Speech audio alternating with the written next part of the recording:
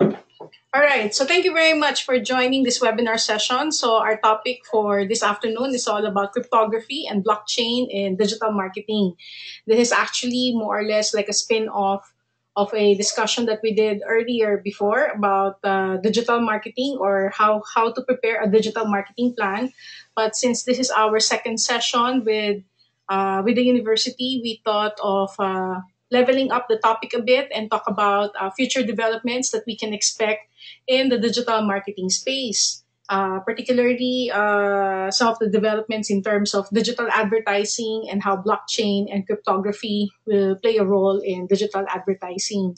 So just for starters, so when you look at the current data in the Philippines today, insofar as adoption of e-commerce is concerned, the purchasing of goods and services online, especially by companies in the purchasing from the supply chain perspective, including manufacturing, retail, and wholesale, and services sector. So we started around 28% in 2013. We are currently at 58% for 2017 as of August, no, or as of September 2017. So as we can see, there's a growing adoption insofar as e-commerce is concerned, no? In this space, and the adoption of electronic trading, electronic payments, electronic transactions for purchases and for sales. So this chart so far is focused on purchases.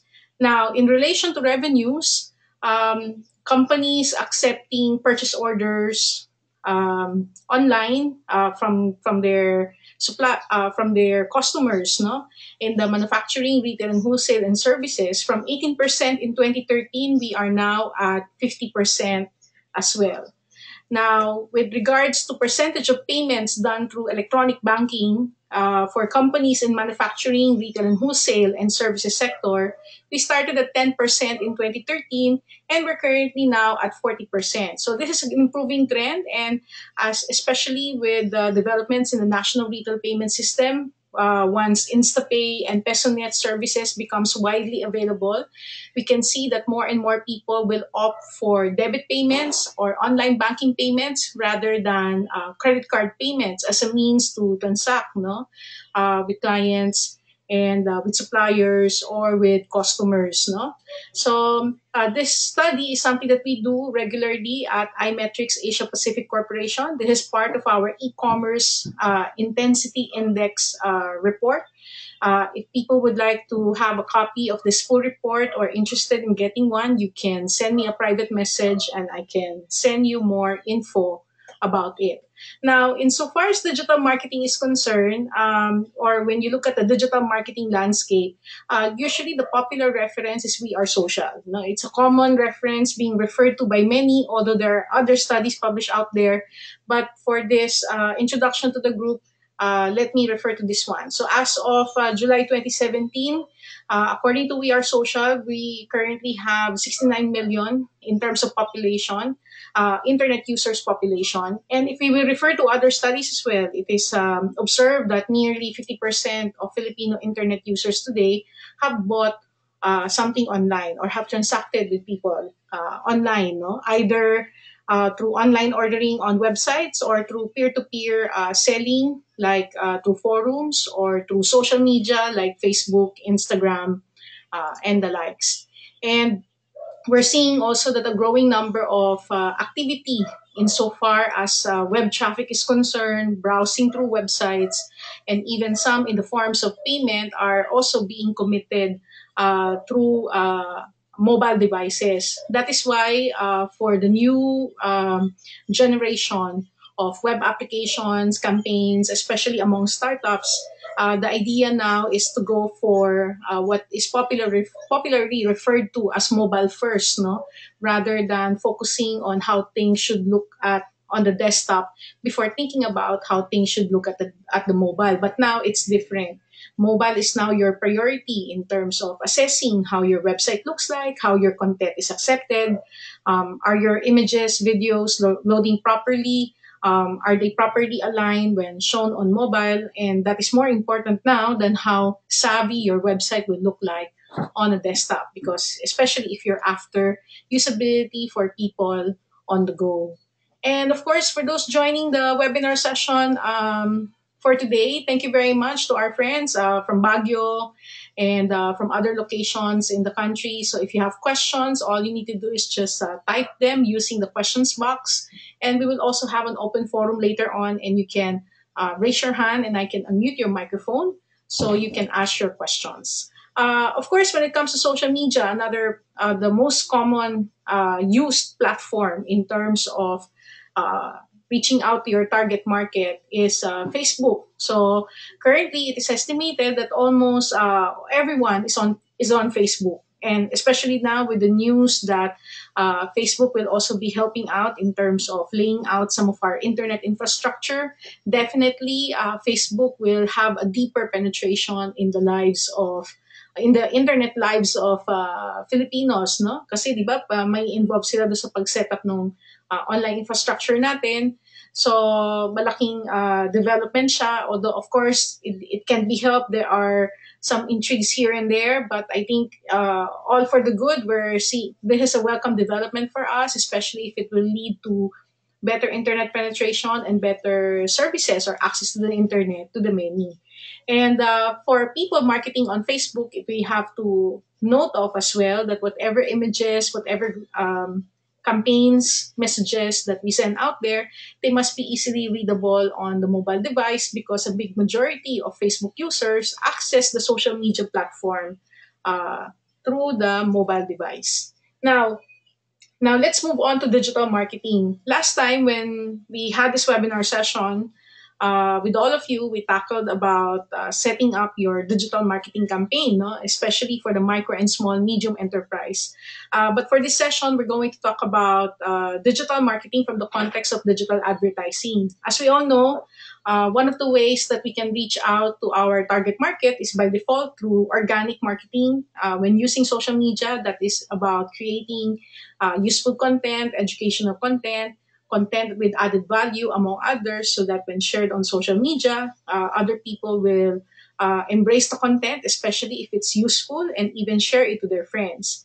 And because of the popularity of Facebook and Google as a platform, we're now seeing that a big majority of the advertisements get posted to them. No, so we have here like 49% going to Google and Facebook. Although we saw another chart published on another site referring to like 53% of digital advertising is like going to Facebook and Google, and the rest are not really growing. It's really the chunk of the advertising revenues going to this two platforms, no? Google, the search advertising, the internet advertising platform, not limited to search. It also has display, mobile, shopping, and apps platform. Although Facebook also has something similar, it also has its own audience network where you can have your advertisements be seen, no, across different types of content being run through the Facebook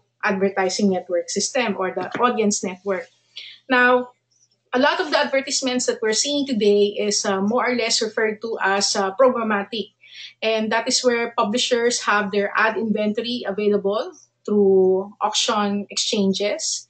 And then brands use their agencies to plug into the digital system to bid for slots. So we're seeing, although um, for AdWords, we kind of see this through if you opted for the display advertising, although others do it through other third-party platforms, no, to be able to screen which platforms do you want your ads to be seen, no. The advertiser usually some can have a direct access to the platforms and they can choose from there, but some also choose based on the type of audience, the profile of the audience that they want their ads to be seen in. No, so you usually buy the type of audience, the reach, but you don't necessarily know which site or content you are viewing. That is why recently there are options as well, like you can eliminate certain type of websites to make sure that you're really targeting the right audience that you want to, especially for display ads. There was a time that you can turn off your ads from appearing on park domains or you can turn off your ads from appearing to other search engine platforms that are not necessarily Google, among others. Of course, the moment these ads are placed and then the moment people start seeing these ads, consumer sees the ad, but of course, the users don't necessarily know how the ads got there. I mean, how were they chosen, to the point that sometimes you wonder why you are seeing a specific type of ad that may not necessarily fit you. No, now, but there's a big challenge in digital advertising. Recently, Mark Richard was on the news.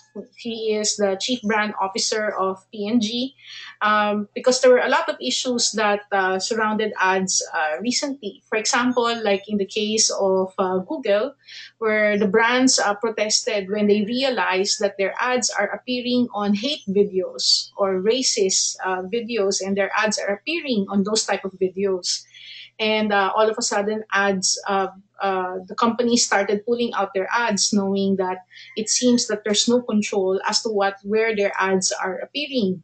So if I read this statement if I let me read this statement to you: the entire murky, non-transparent, and in some cases fraudulent supply chain is the problem. It's a bigger problem more than just any one thing. There's too much we don't know and we don't have validated, because a lot of money is now being spent on ads, especially for online ads. But it doesn't necessarily mean that the companies are satisfied with the results that they are getting from the ads, no? Because it seems you just place it, but you don't really know the kind of process that really happens, and that is why there are news like Facebook having their hiring third party companies to help them validate the placement of their ads or the result of their ads. There are also click bots or spam bots being dealt with in a lot of these advertising platforms. And this is really causing a mess, not only on the side of the advertiser, but it is also affecting the publisher. The publisher, in a sense that um, instead of them perhaps getting paid a specific amount, they were not getting exactly paid the amount that they're desiring for. For example, one of the reasons why the Patreon system is gaining popular support, and from its creators as well, the creators of Patreon, they were saying that they have this YouTube channel, they're getting like 6 digits of views, and yet their advertising revenues were only on 3 digits, on the lower 3 digits. So they don't understand why.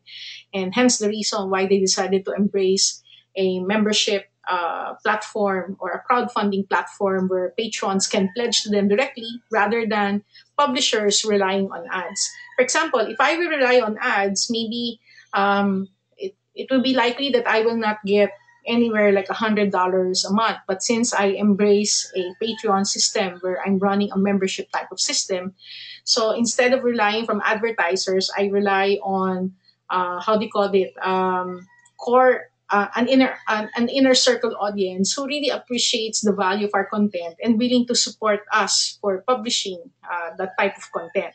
But of course, there's a lot of changes to be expected in the world of advertising.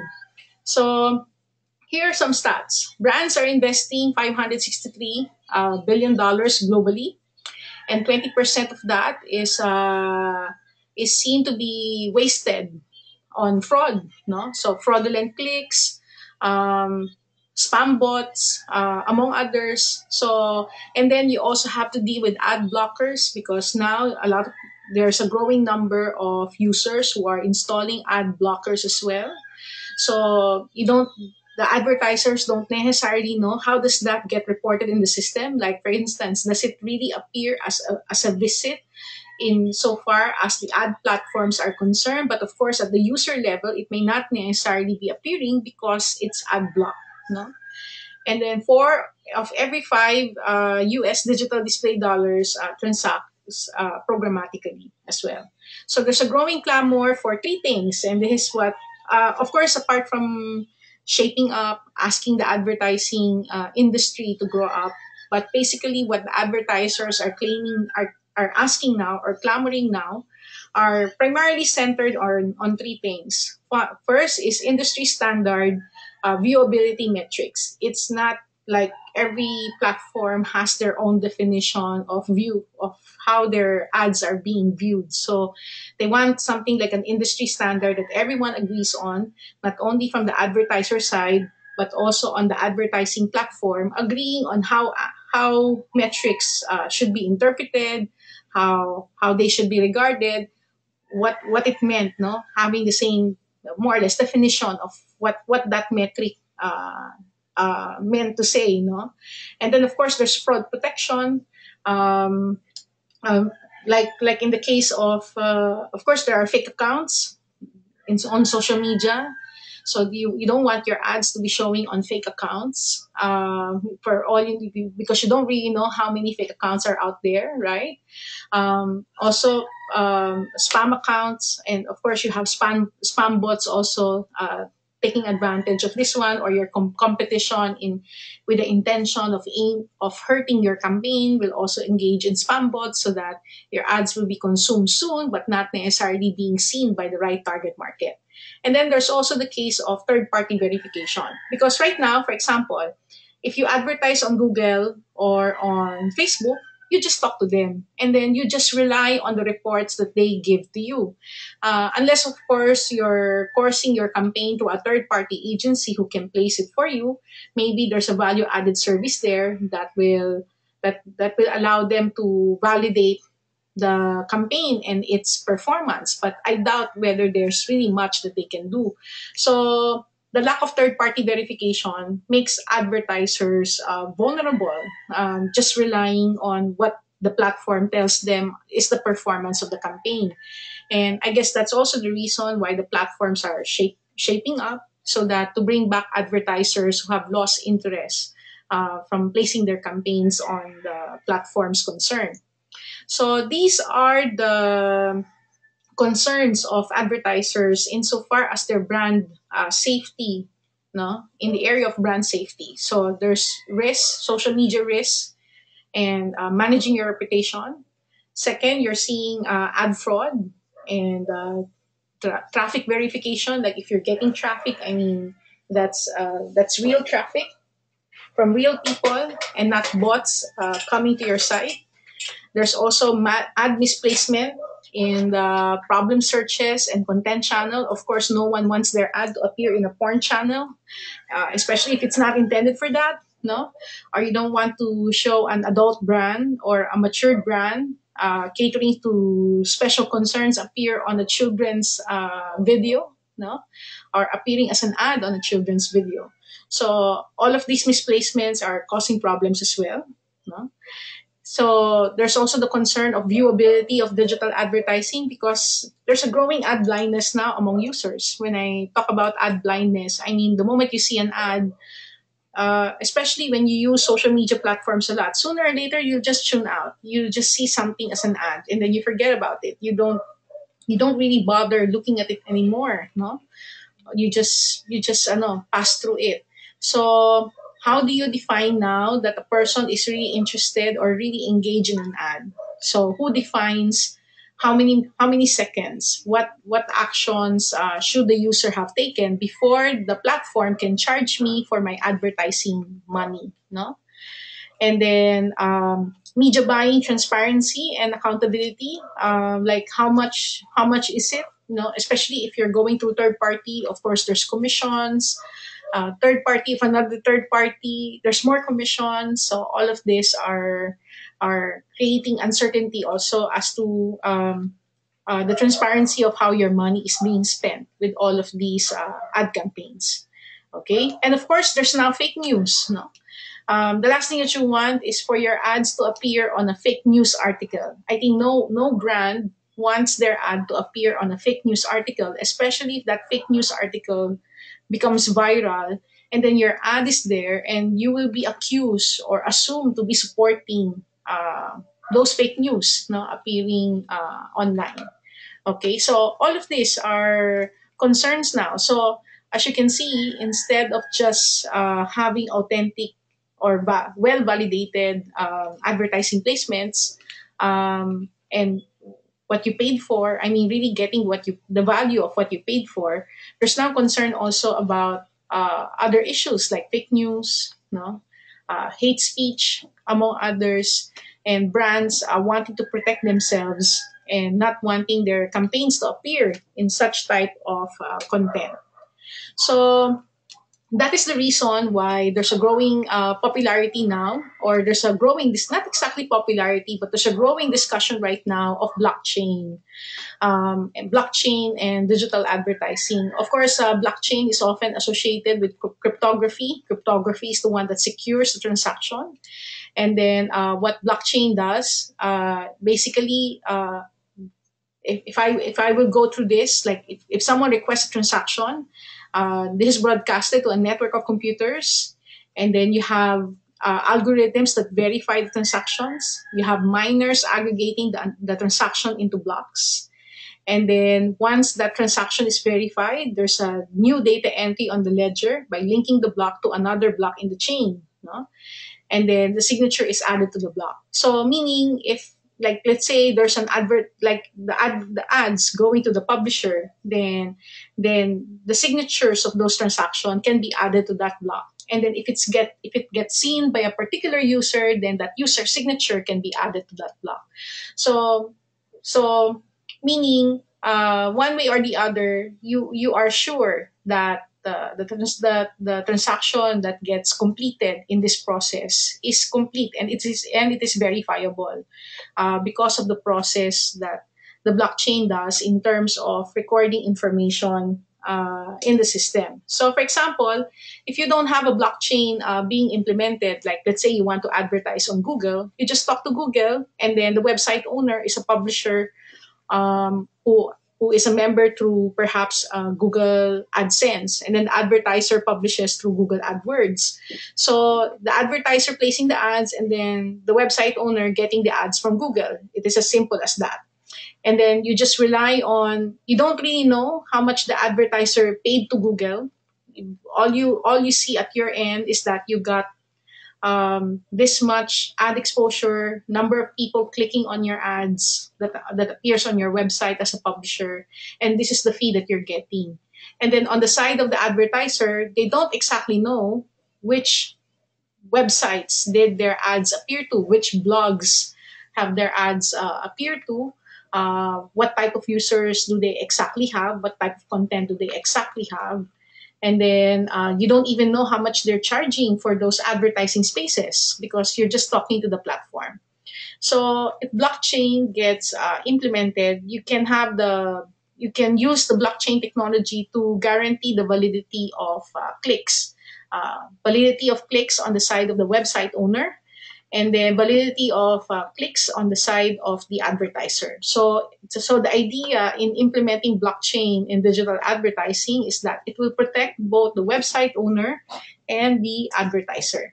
So these are some of the technologies that we're seeing in this space. So first is the blockchain digital advertising through the basic attention token. So this is implemented through two things. First is the Brave browser. By the way, if you haven't tried Brave browser yet, you can go to brave.com. Brave as in matapang, no? You can go to brave.com and download the browser. So Brave is an open source, privacy focused browser. It blocks malvertisements, trackers, and it also contains a ledger system that anonymously captures user attention to reward publishers. So the idea there is because right now the challenge with traditional browsers and the websites that we're seeing right now, of course, we're seeing a lot of the ads, especially on news sites or on a lot of these platforms. But not only that, they also have a lot of how do you call it, trackers, tokens that gets installed on your computer that more or less follows you around, what activities you are committing online, and more or less getting to know also the activity that you're committing online. And imagine also that these trackers get installed whenever you browse websites from your mobile devices, to the point that according to the basic attention token.org website, when you watch their video, they're saying like 40 to 50% of the traffic that you are getting from a website, or a basic percentage of it, are ads or all of these tokens, cookies that gets installed on your computer, that gets installed on your mobile phone, tracking your activity so that they can get to know your behavior better. And all of these are done without our permission, without necessarily us users knowing what these cookies or trackers are doing. What are they exactly tracking insofar as our internet user activities are concerned? So that is the idea behind the Brave browser. So the Brave browser blocks all of that. However, they also have a system where companies can advertise using the basic attention token, and so they can obtain a variety of advertising and attention-based services on the Brave platform. By the way, the basic authentication attention token, its acronym is BAT. You can find this on trading platforms like Binance or Binance, and you can buy it as a token. I think right now its price is at 0.16, and it's one of the more popular ICOs that came out recently. It's based on Ethereum, although when you go to Binance, you can also purchase it through Bitcoin, no, if you're interested. So in fact, when their ICO came out, I believe they got sold out, no, sold out lahat yung mga coins nila, and I don't think they will have another round of coins na ipopublish soon. So far, there, when you read the FAQ on their site, mukhang okay na sila, no? So the BAT token or the BAT will be used to obtain a variety of advertising and attention-based services on the Brave platform, as it is exchanged between publishers, advertisers, and users. So what happens here is that the advertiser pays the advertising networks through the Brave using BAT, and then the publishers getting paid through BAT. And then, in fact, publishers can also incentivize users through BAT, like for specific behaviors or activities, like share our content, and you will get 2 BAT coins from us, no, something like that. And then users, on the other hand, users of Brave platform, when they receive these coins, when they receive the BAT coin or they purchase a BAT coin, they can also reward publishers by giving them BAT tokens as a show of support, especially when appreciating the kind of content that they have. So if you are a publisher, you can also join the publisher network of Brave, like you're a YouTube user. You're a YouTube publisher, or you have a website for as long it is running on HTTPS. You can also be an advert publisher, so you can also display ads and get paid using the BAT coin. And then, of course, as I said, you can also receive BAT coin revenue from users who view your content, and you can also give BAT coins to users for patronizing your content.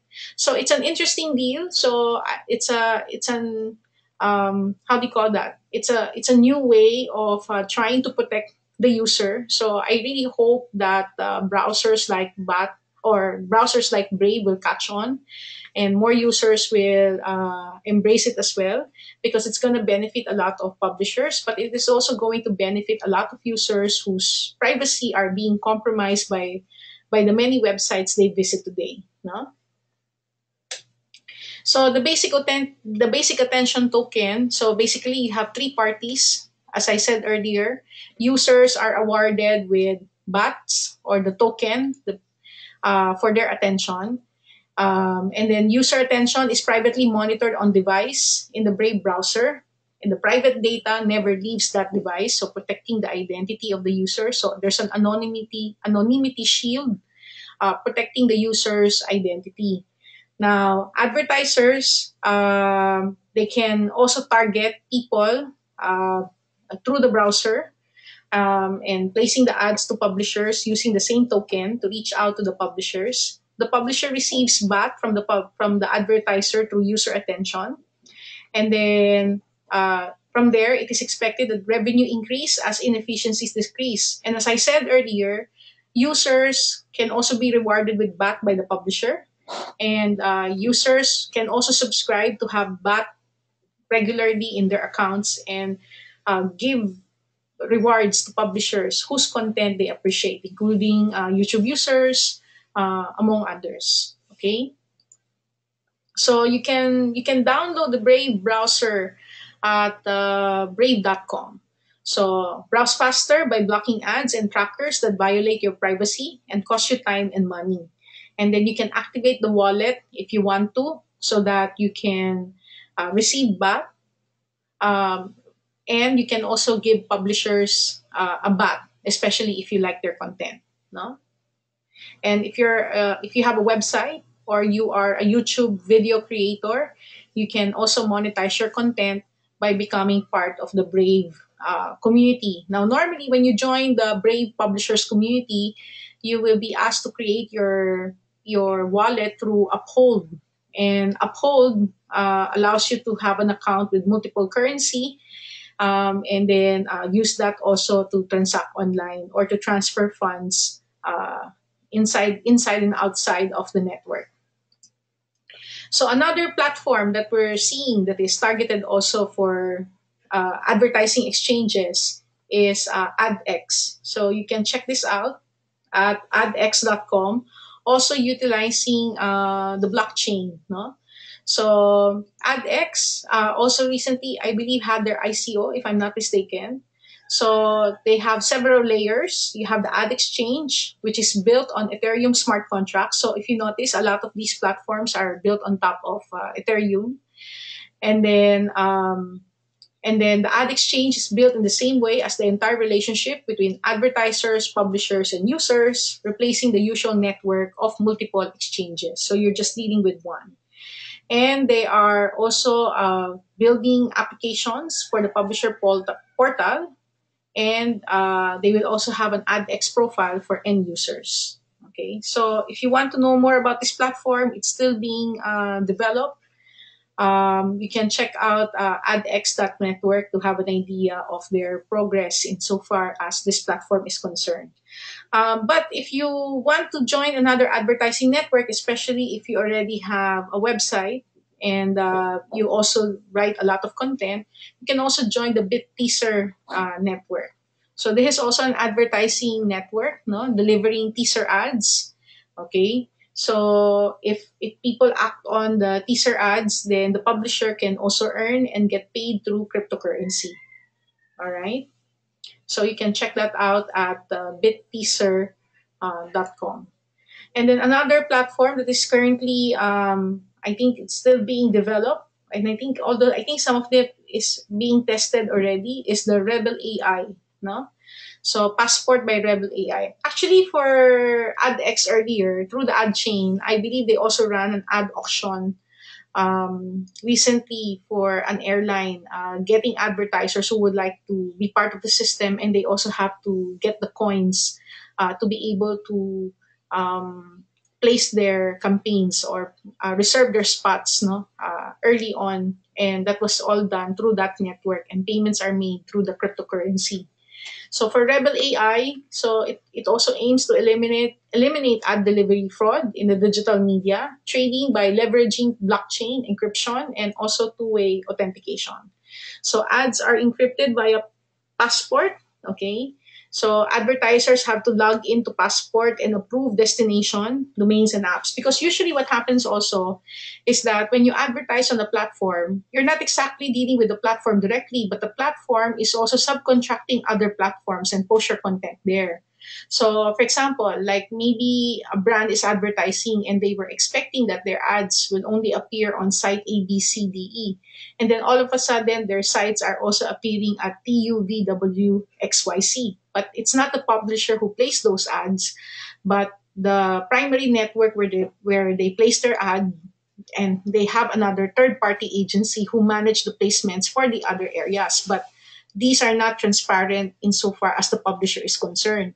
So that is the idea behind Rebel AI. No, so advertisers will have to log into Passport and approve destination domains and apps. So the platforms are not left alone to decide where the ads should appear. In this case, the advertisers are given more control, and have the decision, or have the approving authority to decide where their ad or where their ad should appear. No? So the ads can be delivered in a virtual direct connection, no? And then the final destination must also needs to be verified. Now, verification is very important because there are publishers who may have their ads, their sites approved, and then all of a sudden maybe they have other sites um, using the same ad ID, also placing their ads there, and therefore affecting the where the ads appear. For example, if you remember in the old days in Google AdWords, the moment you have an AdWords account and you are already approved, you create a new site, new domain, and then you just place your ad there. And then people are wondering, wow, you're impressive. You only have one blog post and yet you have a lot of advertisers already because you're using an ad account that was approved for your main site. And you also get monetized for the second website, third website, fourth website, fifth website, especially if you're the kind of person who's building a website every day with a few content, and then you can immediately monetize them. Well, well, the fact is that those advertisers only agreed to advertise with you because they were expecting their content to appear on the main site and not on the other sites that you might have created. So I think that's the idea behind Rebel AI. So they want to make sure that where their ads get placed are validated and making sure that they only pay for placements that they actually approve for their ads to appear. So, with all of the developments happening in the cryptocurrency market, so there's a lot of excitement right now for what we refer to as initial coin offerings or ICO, and this is where some of the platforms are doing their token sale and using the token sale as an opportunity to raise funds, and then at the same time. For a token sale also to be successful, that token must be used within the community. And must have its own community value. Otherwise, if it doesn't have a community value, that currency will die. If you notice in the basic attention token or the BAT token, the creation of the ICO or the cryptocurrency sale for the BAT token was intended to, or the BAT coin was intended to fund the ecosystem of the platform, which is for advertisers to pay for publishers. For publishers, if they want to, they can incentivize users. For users to give donations to the content creators of their choice, especially if they have published great content or want to show their appreciation for great content.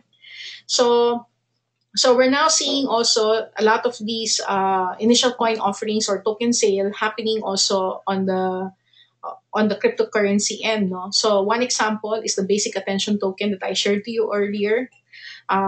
So now if you notice this morning or just a while ago, Bitcoin has already reached $8,900, and it's interesting because when you see the start of the year, at the start of the year around January, Bitcoin was like $1,000 lang, no? Nung start ng January this year. But as of today, nasa 8-9 na siya. A lot of the projections by the industry players, they're all saying na baka pumalo siya ng $10,000 dollars per Bitcoin before the end of this year. So we're now seeing a lot of platforms also using ICO or initial coin offerings to raise funds. For example, like in my case, one of the ICOs that I also invested in out of curiosity, at saka nung nakita ko kasi yung parang plans niya, mukhang interesting siya. So, yung mga early days ko na nagpe-play around sa cryptocurrency saka sa pag-i-invest, isa to sa mga napasukan ko, si Snov.io. So, the idea behind Snov.io, you subscribe to the site so that you can find the right people faster. So, you can do domain search, get fast access to emails along with the names and job position from various domains. Pwede mo siyang gamitin for LinkedIn email search, at pwede mo rin siyang gamitin for company profile search. So, technically, it will harvest email for you. Yun ang ginagawa niya, no? So, ginagamit siya for lead generation.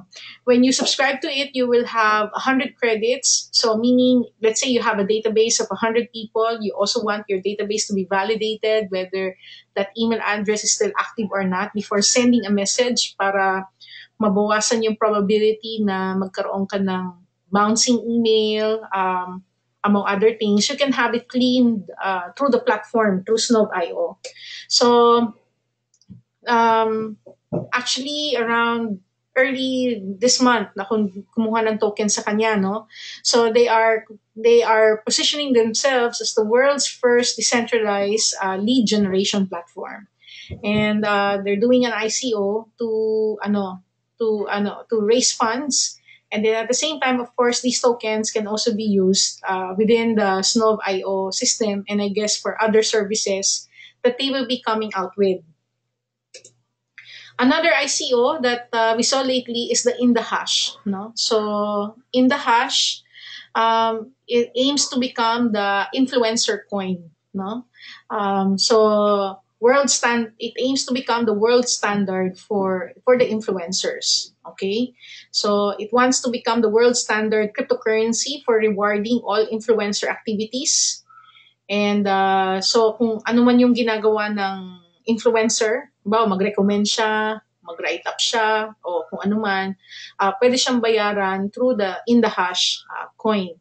So so it depends, I guess, and I think the nice thing about doing an influencer coin of some sort and having an app for that purpose, it depends on the power of your reach, or I mean when you receive a campaign and then you broadcasted it, it depends also on the results that you're getting, on how, or maybe how far reaching your shout out is.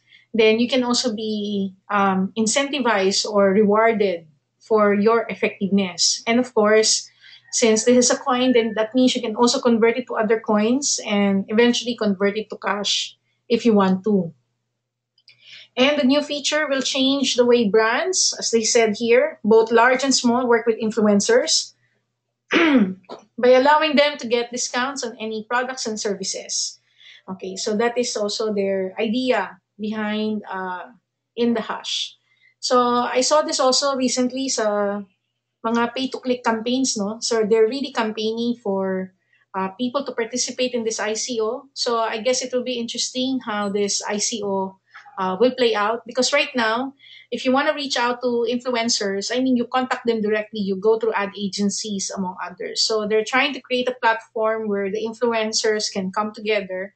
And then at the same time, depending on the activities that they perform, they can be rewarded with an IndaHash coin. So that's the idea there. So you can check them out at indahash.com. And if you want to purchase in the ICO and buy some coins, you can go to indahash.com/ICO. So if you want to learn more about cryptocurrency, we've published a blog post on make money from cryptocurrency investment, trading, mining, lending, advertising, and blogging. So you can check it out at searchinfluencer.com.